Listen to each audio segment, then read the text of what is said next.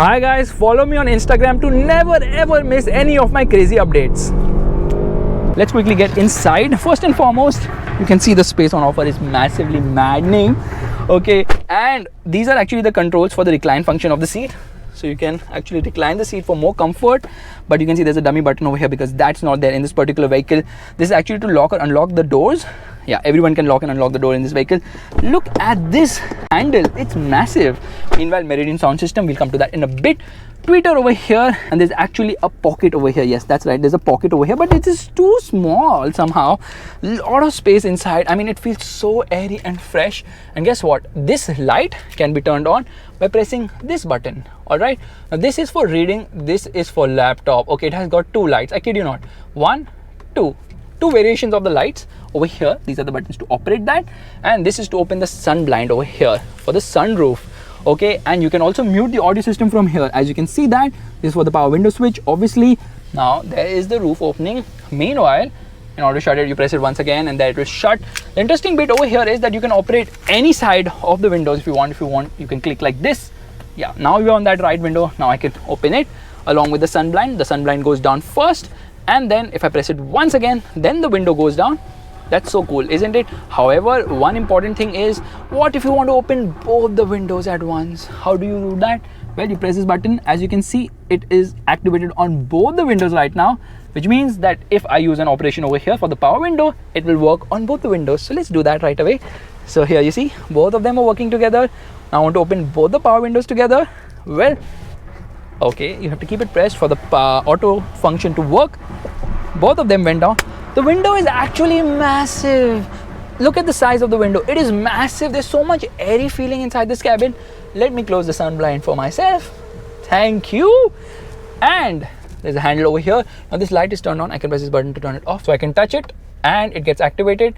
Somehow my touch doesn't work. Something to do with my fingers. Need to refurbish them. Anyways, air vent over here, air vent over here, air vents over here. This center console has been pushed all the way behind, and obviously I need to open the center armrest, and there it opens. And to access the boot, I press this button, and there I can access the boot as well. Need to remove stuff, no problemo, can be done on the move too.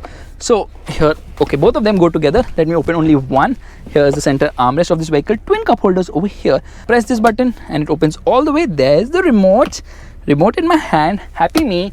Let's turn on this system. There it turns on. Media, seats, navigation, and outside temperature. You can handle a lot of it from this remote. Now if I turn on the right one, I can operate that one as well. There, I turn it on. So everything can be done from this remote. Audio, of course, and the seats as well. But like I told you, it doesn't get massage, doesn't get any cooling function as such in the rear seat. So that's kind of disappointing. But then obviously this is not the top trim. Press this button just once and nicely, and it opens, properly slots in over here. Alright, now we need to talk about the air conditioning. It gets a 4-zone climate control system. Beautiful system. I can push it to activate. I can decide if I want the cooling function or the heated function. Obviously, once I turn on the air conditioning, as you can see, it's an individual zone for everybody inside this car. And the air conditioning works brilliantly well as well. There's an HDMI port over here. They're actually twin HDMI ports, 2 USB ports, and a 12-volt charging socket on either side as well. There's also a laptop charger over here. My goodness, this is not a car, this is a house on wheels, proper house on wheels. There's really good amount of under thigh support. There's good amount of knee room. There's good amount of leg room. There's good amount of headroom. There's good amount of back support. This car is actually a house. It's a proper 5-bedroom hall kitchen. I don't know where the kitchen is anyways. As you can see, AC vents are placed over here as well, and there's this wood inside which somehow doesn't look that great. Press this button and it opens. There's a 12-volt charging socket over here also. I don't know why there are so many charging sockets inside this car. Probably next time after a Motorbeam shoot, we should sit in this car and charge our devices because everything is so easy and accessible. Now this is really very deep. It's a very deep storage space. Probably people who travel in Range Rovers have to carry a lot of cash, so you can stuff in like 2000 notes over here. That's how much space is on offer. And that's not all. I mean, the floor is almost flat. A person over here in the center won't be very comfortable, but will definitely be extremely comfortable when you compare it to any other SUV in the market right now. And that's how good it is. Headrests are obviously adjustable. You can take it up like that. Multiple airbags, airbag written over here. And do you know, the top of the line variant also gets something known as a blind spot assist for the rear door. So over here, it will actually tell you if there's a person in your blind spot and whether you should open the door or not. That is next level of thinking and technology. Anyways, the doors open really wide and big, but they are very heavy. And I mean, you need to take in some effort to open the door, but closing it, I mean, who cares? it is having soft door close. So now it's time to get into the driver's seat, and I'm very nervous. I'm not shivering, but yes, there are too many features to talk about in this vehicle. For starters, as you can see, the door pockets are massive door pockets. We did talk about the rear door pockets, did we? Yeah, they're massive as well, but that's not the point. See, the doors, I mean, you have to handle them with care. All the controls over here for the driver's seat, 20-way adjustable and 3 memory settings as well. Heated function, cooling function, you name it, it has everything. And over here you get the power window controls, and this is actually a touch sensitive control. So all these controls in the Range Rover are touch sensitive. So this light actually turns off when the vehicle is turned off. This button is for the rear child lock. What it does is it not only child locks the rear windows, it also child locks the rear doors. This is obviously to adjust the mirror, and obviously you can close the mirror as well by pressing this button. Meanwhile, this is for the access height, which I already told you about. And when you turn on the vehicle, obviously the seat goes behind, the steering also comes down lower. However, when you get out, the steering goes up, the seat goes behind, and the ride height also drops. Makes it very convenient actually to get in and out. Meanwhile, as you can see, there's a proper dead pedal over here. Pedals are big and nice. This is to open the boot, and this is the headlight leveler over here. I don't like the wood, it's not that classy somehow. Obviously, the steering can be adjusted electrically, both reach and rake has to be at this price point. Seat is very comfortable. Look at the seat at the front. My goodness, this is an extremely comfortable seat. Nice leather, very premium. Perforation over here, and there's a handrest over here as well. You need to unlock this, yeah, manually. That's a pain in the rear, yeah. And then you can move it around, and then once you have fixed a place, then you just lock it like that. Then it will not move position. Yeah, now it's locked. No, it will lock at this height only, not anything above it. So you can take it lower, as low as you want, and depending on how low you take it, you have to adjust this knob. Anyways, let's quickly get inside this vehicle now. This car has a Meridian audio sound system with 825 watts. All right, it has got 18 speakers, dual channel amplifier, and whatnot. The audio quality is just surreal. But before that, let's quickly use the glove box. Okay, they're not one, they're 2 glove boxes. Pressing this opens the lower one. Decent size. There's a bag of cash over here. Like I told you, if you're in a Range Rover, you have to have a lot of cash. I don't know why, probably mafia. Anyways, for opening the up one, you press the upper button, but it is self-retracting because it will not hold position. And there's a CD player over here, there's a light placed over there, and there's a 12-volt charging socket. Obviously, a 12-volt charging socket can be found anywhere. Probably in the engine bay also there must be a 12-volt charging socket. That's the number of 12-volt charging sockets in this vehicle. This is very Mercedes-like. Even the co-passenger gets 20-way adjustable seat, and the co-passenger also gets 3 memory settings for the seat. That's kind of crazy. Meanwhile, this air conditioning works really well. I mean, I am feeling totally chilled right now inside the cabin, so I need to turn off the air conditioning. So I press this AC button and turned off the air conditioning. So in order to operate the fan speed, press this button, and now this becomes the operation for the fan speed. Press this button, now this becomes the operation for the temperature. This is how it works. It's very nice and very flush. You can see the thickness of this. My god, it is so big. That's what she said. Wow, twin cup holders over here. This is a coin holder, this is a key holder. I don't know exactly what it is. Parking brake over here. These are the controls for the terrain response system, so you can get into auto terrain response. This is for low range, and this is also an off-road mode. Meanwhile, this is for traction control, and this is to decrease the ride height. This is to increase the ride height. This is Land Rover written over here. This is the gas selector, by the way. The gas selector goes back inside when you turn off the car and comes out when you turn on the car. There it comes out. Meanwhile, this cluster is mind-boggling. Alright, it's an all-digital unit. It is so fluid, and you can get into various modes. You can decide how you want the appearance to be.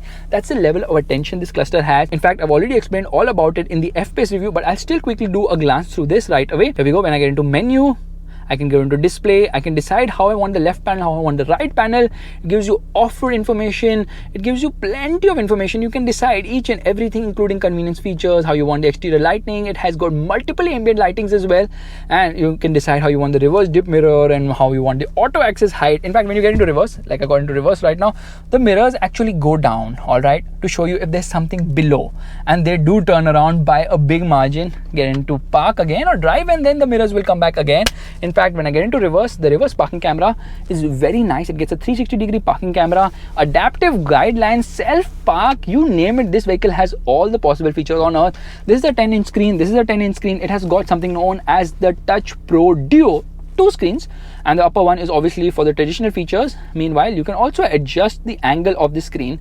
Now, I've already explained the screen in massive detail in the Velar review, but still, I'll just show it to you so I can put it forward as well. And there, all the way. I can increase or decrease the screen angle. I can set the themes as well. Right now it is on black theme. I can decide on the white theme. You can see this thing completely changes, become white right now. And this screen also has a lot of functions depending on where you are. So if I get into seats over here, I can decide on my driving seat. I can decide now I've turned on the cooling function if I want to get into the heating function, and there are 3 settings for the same. Meanwhile, I can decide that for the seat squab as well. Let me turn that off right now, otherwise it's going to make a lot of noise. I can get into vehicle, and depending on the modes I select. Now right now it's in auto mode. I need to get out of auto mode.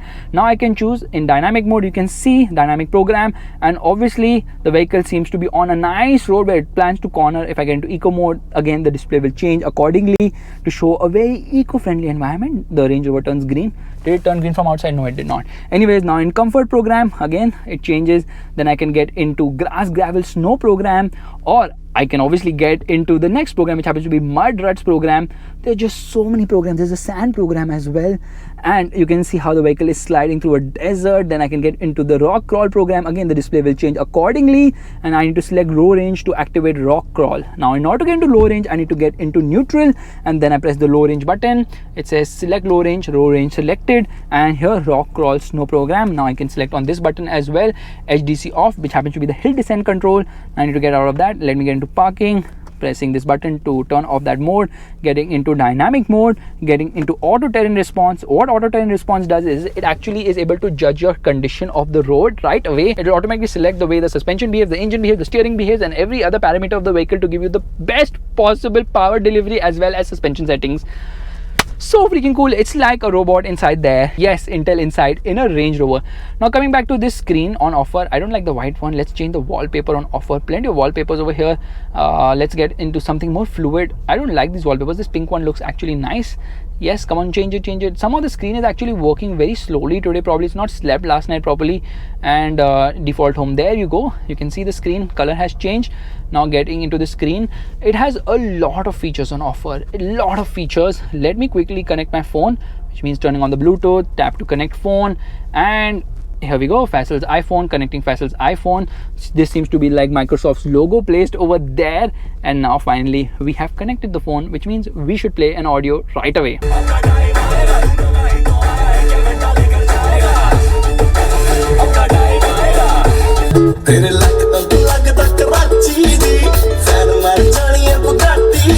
This is not an audio system. This is a disco on wheels. I kid you not. In fact, over here, the Range Rover booklet which I'm having, I've actually bookmarked the audio system for you guys. And over here, I'll just show you what all it has. So you can see where all the speaker placement is over here. It's crazy how it's placed. And obviously, you can opt for a better Meridian sound system experience as well, which has 1700 watts, 28 speakers, subwoofer, and oh my goodness, this is absolutely mind-bogglingly crazy. In fact, there's so many features in this car. Half of them I don't remember at all, although I think I have a good memory, but I'm not able to remember so many of these features. It's just insane. There's something known as a smoker's pack. I don't even know what that means. Meanwhile, I mean, this is a crazy features list, and this is not even the top variant. This is actually the LXi-O, because this is the Vogue SE. So the Vogue is the LXi, Vogue SE is the LXi-O, and the VXi happens to be the autobiography. Meanwhile, the ZXi happens to be the SV autobiography, and I think there's no ZXi Plus because the SV autobiography is way above any possible ZXi Plus in the world. That's the kind of features it has. Now this is the start engine stop button.